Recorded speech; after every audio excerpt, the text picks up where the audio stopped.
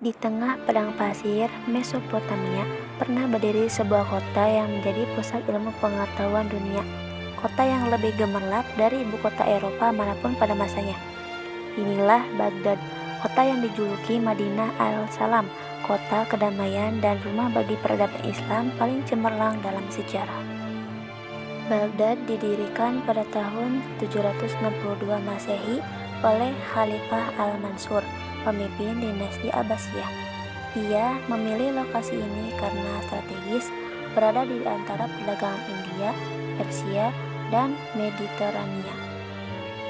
Al-Mansur membangunnya dengan bentuk melingkar, dikenal sebagai The Round City, sebuah desain arsitektur yang belum pernah ada sebelumnya. Dalam waktu singkat, Baghdad tumbuh menjadi kota megapolitan dalam jutaan penduduk, taman hijau, istana megah, dan pasar yang dipenuhi pedagang dari seluruh dunia.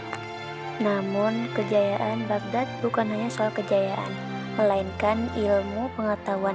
Di sini berdiri lembaga legendaris bernama Bait al-Hikmah, House of Wisdom, perpustakaan pusat penerjemahan dan akademik terbesar pada zamannya. Di tempat inilah karya-karya Yunani, Persia, India, dan Romawi diterjemahkan ke dalam bahasa Arab. Disinilah lahir para ilmuwan besar, di antaranya Al-Khwarizmi, Bapak Al-Jabar; Al-Kindi, filsuf Arab pertama; Al-Farabi, sang guru kedua filsafat; dan ratusan ilmuwan lainnya. Ilmu pengetahuan tidak hanya dipelajari, tetapi juga dikembangkan. Konsep aljabar, astronomi, kimia, dan kedokteran mengalami kemajuan pesat di Baghdad, jauh melampaui peradaban lain pada masa itu. Baghdad adalah kota kosmopolitan. Penduduknya berasal dari berbagai bangsa dan latar belakang, seperti Arab, Persia, Turki, dan Romawi. Hidup di Baghdad berarti hidup di pusat dunia. Pasar-pasar dipenuhi rempah dari India, sutra dari Cina, buku dari Persia, dan perhiasan dari Bizantium. Sungai Tigris menjadi jantung kota, menghubungkan masyarakat, perdagangan, dan kebudayaan. Para penyair, musisi, ilmuwan, dan ulama berkumpul dalam majelis ilmu. Di Baghdad bertemu bukan hanya berdagang dan politikus, tetapi juga ide-ide besar yang mengubah dunia. Namun tak ada kejayaan yang abadi. Pada tahun 1258, Baghdad mengalami tragedi terbesar dalam sejarahnya. Pasukan Mongol yang dipimpin Hulagu Khan menyerbu kota.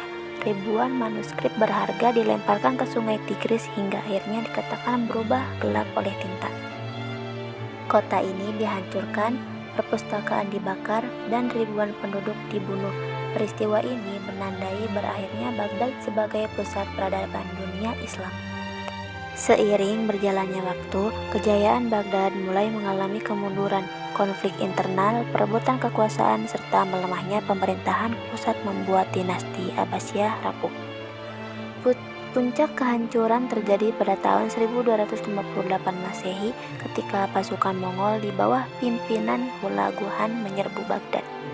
Meskipun mengalami kehancuran, warisan intelektual dan budaya Baghdad pada masa dinasti Abbasiyah tetap hidup hingga kini.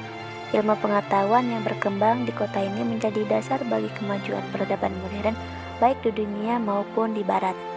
Baghdad adalah bukti bahwa kejayaan suatu peradaban dapat dicapai melalui ilmu pengetahuan, toleransi, dan keterbukaan terhadap pemikiran baru. Jadi bisa disimpulkan bahwa kota Baghdad pada masa dinasti Abbasiyah merupakan simbol puncak kejayaan peradaban Islam. Didirikan dengan perencanaan yang matang, Baghdad berkembang menjadi pusat pemerintahan, ilmu pengetahuan, budaya, dan perdagangan dunia. Melalui lembaga seperti Baitul Hikmah, lahir berbagai ilmuwan besar yang memberi kontribusi penting bagi kemajuan sains dan pemikiran manusia. Meskipun akhirnya mengalami kehancuran akibat konflik internal dan serangan Mongol, warisan intelektual Baghdad tetap abadi dan menjadi fondasi bagi perkembangan peradaban modern. Dari sejarah Baghdad, kita belajar bahwa kemajuan suatu bangsa sangat ditentukan oleh penghargaan terhadap ilmu pengetahuan, persatuan, dan keterbukaan. Baik, demikianlah pembahasan tentang kota Baghdad pada masa dinasti Abbasiyah. Sekian dan terima kasih.